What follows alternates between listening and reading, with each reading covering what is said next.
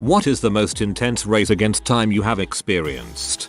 The prize I think goes to a guy I knew in grad school. He was one of those senior grad students who seemed to have been there forever. I was futzing around in the lab late one Friday afternoon when I hear him scream and he comes charging into the lab yelling, "Where's the printer toner? I need toner," and he ended up sprinting around the whole floor ransacking everybody's offices looking for a toner cartridge. Turned out you can only stay in that PhD program for 10 years, after which you're booted out. It had been 10 years. It was the last semester of the 10th year. He'd been working on it part-time for ages, chipping away at it. It was the last week. It was Friday. It was 4 p.m. Friday on the last week of the last semester of the 10th year, and the grad school offices closed at 4:30, and if he didn't deliver a final printed hard copy of his PhD to them by 4:30, his entire last 10 years would be a waste and he wouldn't have a PhD. He was in the middle of printing it out and the printer had run out of toner.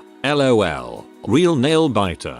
He found another toner cartridge somehow. As word spread, all the junior grad students sort of gathered around to witness the printing of the last pages and watch him go sprinting away to the admin building. He got it in and he got his PhD. Had a deadline to submit evidence of a drug's purity to the Canadian government to avoid long delays in approval for sale. The last experimental evidence came in the day before the deadline and they wouldn't take a fax or email for the application, so I had to fly to Ottawa and hand the documents to the person in charge. I felt like a secret agent with important papers. The way the flights worked, I was gone from home the same amount of time I normally was for a workday. Whoa. One time I had to poop incredibly bad while driving to the airport to catch an 8 AM flight. Stupid coffee. Traffic got increasingly worse, which lessened my chance of making it on time, so I couldn't stop and go on the way. At one point I almost accepted the fact that I might poop my pants and have to change at the airport. Luckily, it didn't come to that and I made it to the airport without an accident. I poop walked to the bathroom before discovering I missed my flight. All that for nothing. I arrived 2.5 hours early for my flight from Heathrow to Zurich, only to be told my travel agent had fricked up and the flight actually departed from London City Airport. Google Maps told me if everything went perfectly it was a 1.5 hour trip from Heathrow to City. Was the most intense tube ride of my life. I almost gave up when I had to transfer to light rail in central London, but made it there as they were shutting check-in. Pounded 4 pints in 10 minutes in the airport bar. I was so stressed. Such a British solution to a stressful situation. Hats off to you, good Sir Flag of United Kingdom.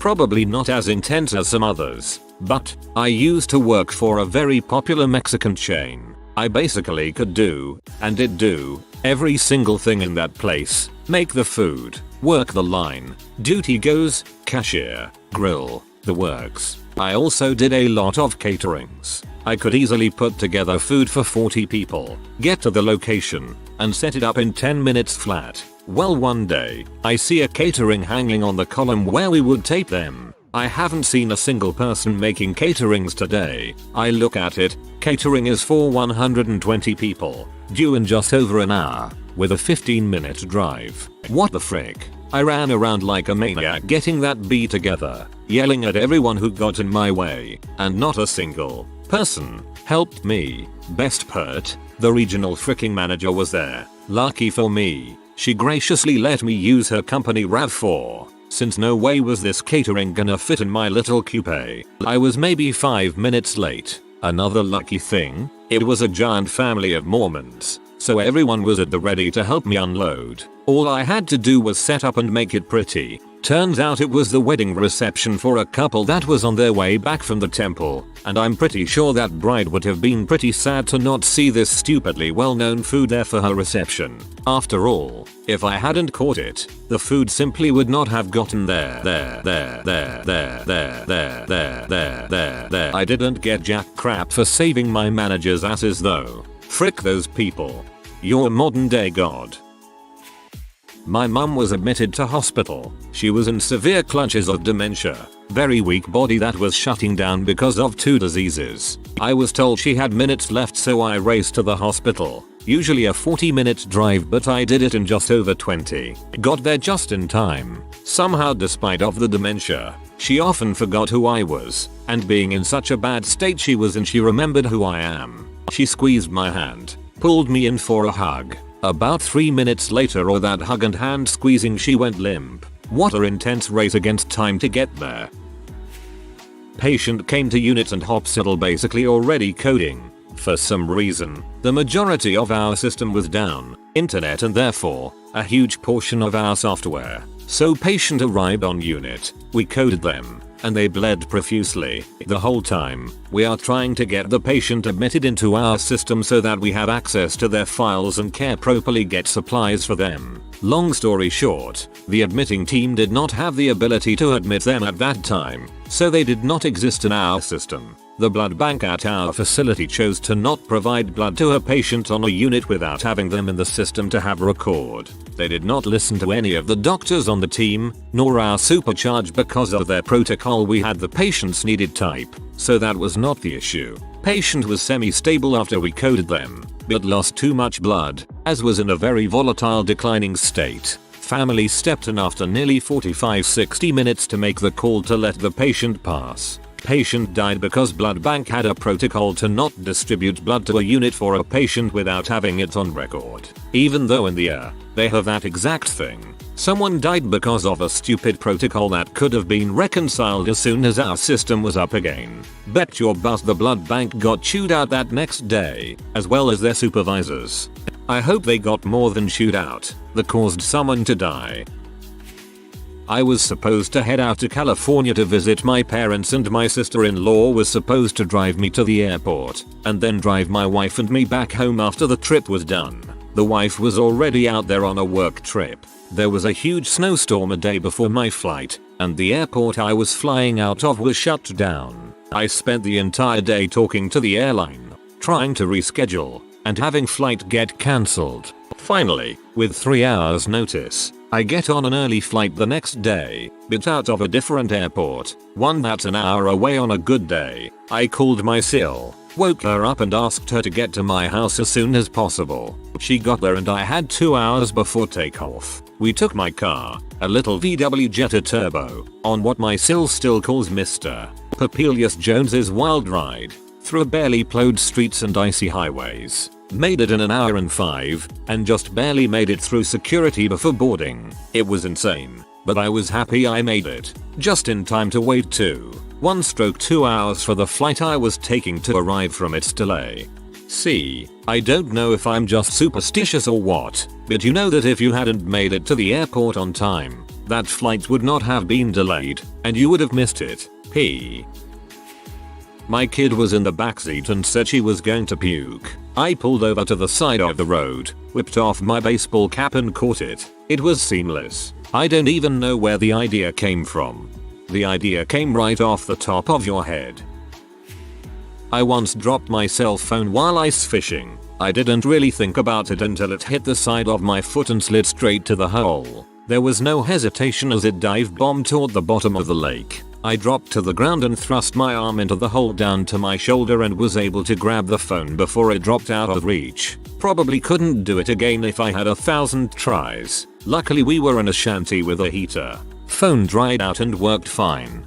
Now when someone asks what's the best thing you ever caught while fishing, you can tell them a working cell phone.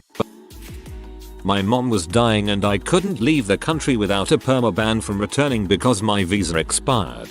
Basically I had applied for a new visa and it got rejected due to mistakes by the government worker. So I appealed and my appeal sat on in a pile for 1.5 years without anyone looking at it. My mom suddenly goes into septic shock and kidney failure and here I am in another continent. My only options were to just walk away from my life completely in order to say goodbye to my mom, to not see my mom before she passed, or to sue the government to address the issue. I went with option C. 24 hours after my mom was admitted I was in court. The court rules against me on one technical point and schedules a hearing on the second point. So I figure I'm fricked as I leave the courthouse. The government lawyers show me a grainy WhatsApp pic of my magically approved visa. turns out they knew they would lose on that second rescheduled issue and decided to moot the whole thing. I get my plane ticket. My visa arrives the day I'm supposed to fly out. I come to get my visa and they notice my passport number is one digit off from the one written on the visa. The visa is declared invalid, so I need a new one. After begging, they decide to let me use it and I just have to get a new one when I come back. I make my flight with minutes to spare. Get to my mom's bedside as she comes out of her coma. She makes a full recovery. I'm out a few $1000s, but I have my mom and my visa. So happy. Dude, that is messed up. Glad it ended on a happy ending and you still have your mom. I had less than 24 hours to find my passport, get to an airport, buy a ticket, mess about with immigration and checking in and everything, fly back to Poland from the UK, get my luggage and then get a train halfway across the country when my granddad fell ill. Most terrifying 16 hours of my life. I imagine the train ride took up a lot of that, seeing how fast PKP can be. Had to drive my mom the 20 minutes to a hospital at 2 AM for a failure to breathe episode. She has congestive heart failure. It was pretty terrifying and she wasn't approved to have oxygen at home at that time.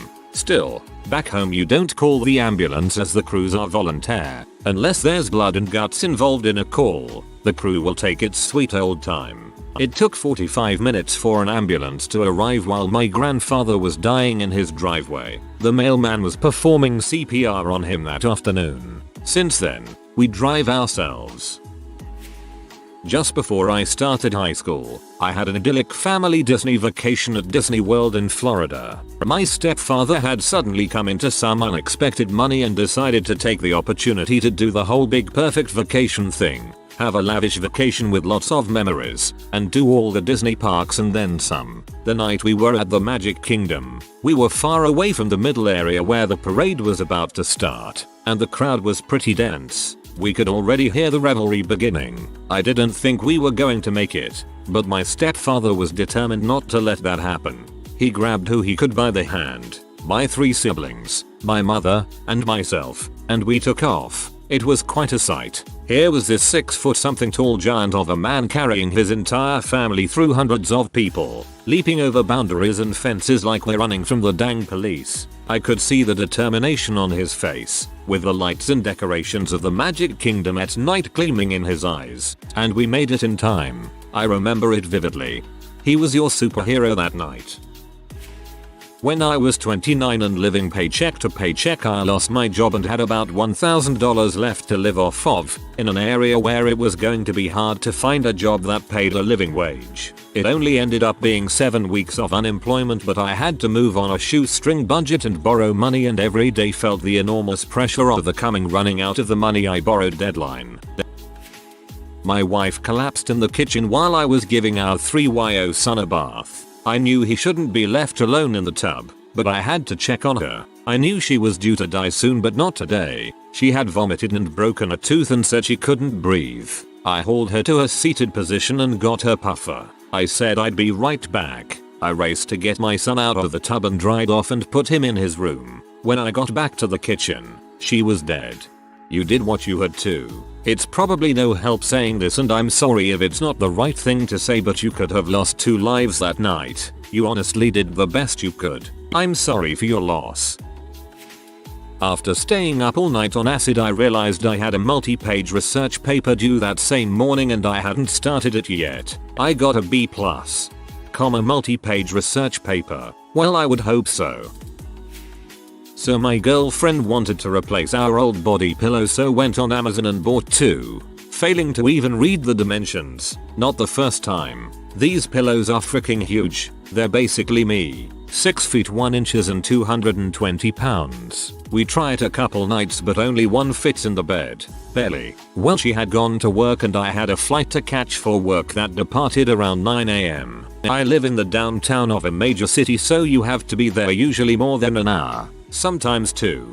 If you want a guaranteed seat. Well, this pillow was so huge that it extended off the bed and onto the floor where my phone was and completely muffled the alarm. I woke naturally at 8 AM. Not dressed, not packed, and still needing to get my car to the airport lot and take a shuttle to the airport and then go through security and then the gate. I sprinted up, Threw out the first clothes I saw. Threw some clothes in a backpack and ran to the car. I probably hit 90 getting to the airport lot and got lucky to be the only one on the shuttle. There was too big a line of security and I was surely fricked, but they opened a new security point down the hall, so I full sprinted to it and was first in.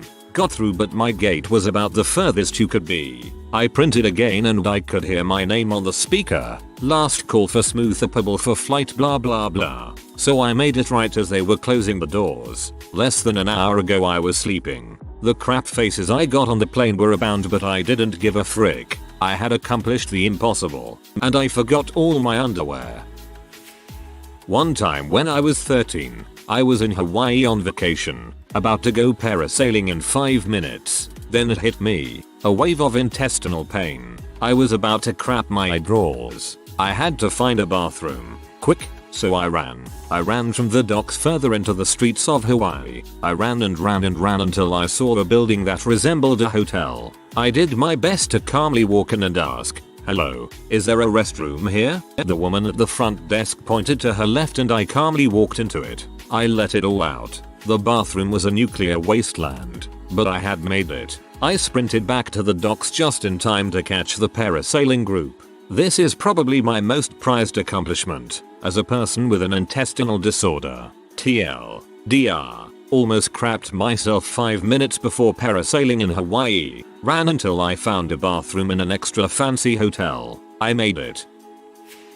I had to give a sperm sample for our infertility. I was given a wee jar and told to have at it. There's a lab in my home city where you take samples. So I rang them to find out what the deal was. I was told that sperm samples actually only last an hour and that I'd need to take it direct to the hospital's lab. In case you're wondering, deposit is a lab technician's euphemism for ejaculating.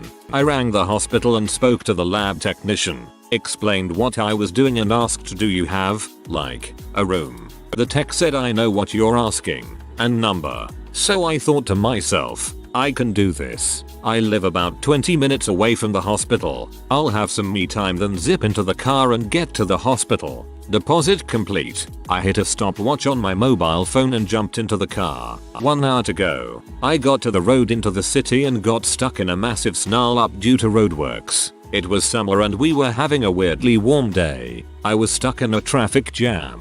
The car was heating up, and there was a jar of jizz on the car seat next to me. This was not how I'd envisioned my life turning out. After 20 minutes I got through the traffic jam, got onto the motorway, and boom, the tunnel is back the frick up too. What the heck? I'm starting to have a wee panic that I'm going to have to rinse the jar out in the hospital and deposit in the car park or something. Finally through the tunnel and to the hospital with 8 minutes to go. I dashed into reception, not 100% sure where the lab was. In my haste I neglected to hold onto the jizz jar, which is crucial. I cannot emphasize this enough. If you are carrying a sperm sample, hold onto it. As I tore into the big Choi hospital reception, the sample jar flew out of my hand and the world slowed down. The jar spun, must have been 400 times, as it headed towards the hard tiled floor. I watched in horror. Nothing I could do. It landed on its lid. Didn't crack. Made a heck of a noise though. Lot of people turned to look at what the heck had just gone down. I didn't even care at this point. I swooped up my sperm and headed for the lab. Got there, rang the bell and a technician showed up. "Hi there," I said warmly. "I'm here to drop off a sperm sample." "And what time did you deposit?" "About 1030. The technician looked at his watch. "You just made it," he said. "Yes," I said proudly. "Thank you," and off I walked. This needs way the heck more upvotes. Man, I lost it at the flying jizz jar. Also, infertility is a B.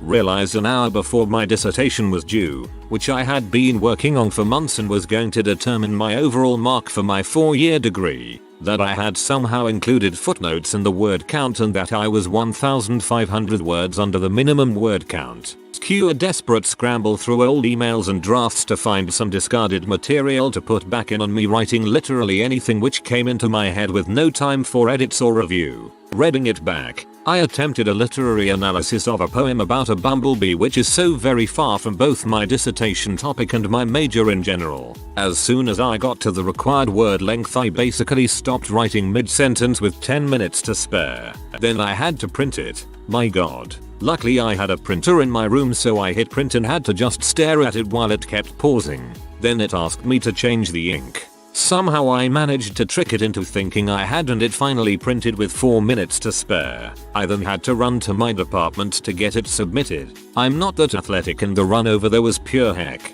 Got to the building and called the lift, which took too long, so I had to sprint up 5 flights of stairs. Threw it into the submission room as they were closing the door. Thank the baby Jesus. When I was 18, I took a solo day trip to San Francisco from Las Vegas to see the Symphony. I found a great deal on round-trip airfare, so flying was the way to go. I'd leave Vegas at 3 o'clock and return later that night. The trip out was unremarkable. I didn't know about the BART, so I got an Uber to downtown. Since it was just me, it cost $35 to go 15 miles. Not wanting to spend that much on the way back, I asked about subways and learned that there is a BART station about a block away from Symphony Hall. Easy. The concert was supposed to end at 10, and my plane took off around 10:45. It was the last one of the night. If I missed, I'd be sleeping in the airport. So I get out of the hall and jog over to the station. I missed the first train. Okay, I can recover from this, I tell myself. The airport is close enough. I continue, unaware to exactly how many stops a train makes, not having ever used one. I sit on the train, getting exponentially more anxious as more time goes on. 10:45 come along. I have 6 stops left till the airport. The flight is delayed. Thank the gods, I yell silently in my head. Once the train gets to SFO, I'm ready to run. One problem. There's another train. I have to pay for another ticket and transfer. Mind you, I'm still a BART novice, so this isn't a smooth process. 11:10. The second train pulls up to the terminal. I'm sprinting now. Plane delayed to 11:20. I still have to get through security and find the gate. The line's short. Score, I don't have a bag. So I take off my shoes and am through in a matter of minutes. Now I'm booking it. The plane has been boarding for nearly 30 minutes and I'm not sure if it's gone or not. Have you ever seen someone booking it, barefoot, through an airport in the middle of the night with pure desperation on their face? Yeah, that was me. I get to the gate and actually cry out in relief. The line to board is sticking out into the concourse. I fucking did it. No airport sleeping for me. Trying to drive 200 miles in 3 hours when your GPS is telling you it will take at least 4 hours due to traffic and needing to make it there by the deadline. Pulled in with 1 minute to go, saw flashing lights behind me while doing 90, and watched as they blew past me. Now that was scary. Patient destabilizing on the OR table. We closed him up as fast as possible by 2 of us closing the first 2 layers at the same time and closing the 3rd layer using skin staples. Scott closed him off the table in 3 minutes from anesthesia's initial warning, and they were able to stabilize him and he lived. Most intense and efficient closure ever.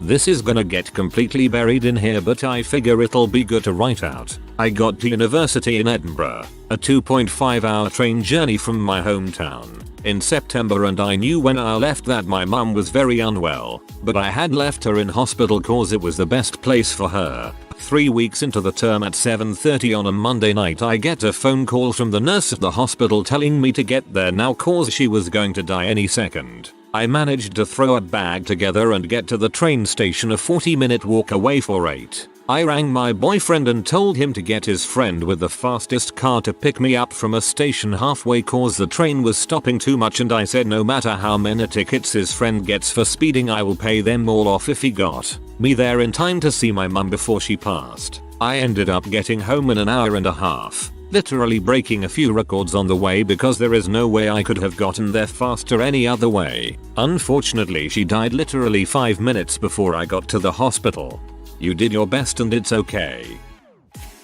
Descending a large hill on my bike at 30 miles per hour, headed towards a railroad crossing. Lights started flashing, train horns started blaring. I didn't have enough time to stop, so I tucked like a Tour de France rider and went for it. Missed becoming hamburger by a couple seconds. Dude, that's fricked up. You're lucky you didn't die. When I was like 13 I was grounded for some reason I don't remember why, but I was watching TV after school before my dad got home even though I obviously wasn't supposed to. As I'm sitting in the living room watching TV I hear him walking up the stairs. I immediately jump up and turn off the TV, but in my haste I knock over his ashtray and spill ashes all over my book bag, the floor, and the coffee table. In my quick thinking I grabbed the book bag and ran across the house. Threw it in my room, grabbed the broom and dustpan, ran back to the living room, cleaned up the mess, ran back to the other side of the house, put the broom and dustpan away, and went to my room. All in the time it took him to walk up the porch steps and unlock and open the door. The relatability, it hurts. It was in Atlanta's airport, where our first plane had arrived late to catch a connecting flight from a different terminal. We ran along conveyor belts and through seemingly endless connecting hallways, but managed to arrive within seconds of the gates closing. I'm a motion graphics designer and I was on a project where I needed to get an animation to the client while they were backstage at a conference with thousands of people. I had no idea it was so close to the presentation when the producer mentioned they were gonna go on stage in an hour. I was at a hotel and the render was 45 minutes supposedly. I've never sweated bullets so bad as I stared at that render tick down bit by bit as I got calls and emails saying they were literally standing off stage waiting for my animation. Of course, with 10 minutes till the presentation the Wi-Fi didn't work, so I frantically tethered it to my phone and stared at the screen as it slowly uploaded. If it failed I don't know what I would have done. Maybe faked my own death. Multiple people probably would have been fired. This was nauseating to read. If you are new to the channel, you can subscribe. I publish new videos every day. Until then, check another video.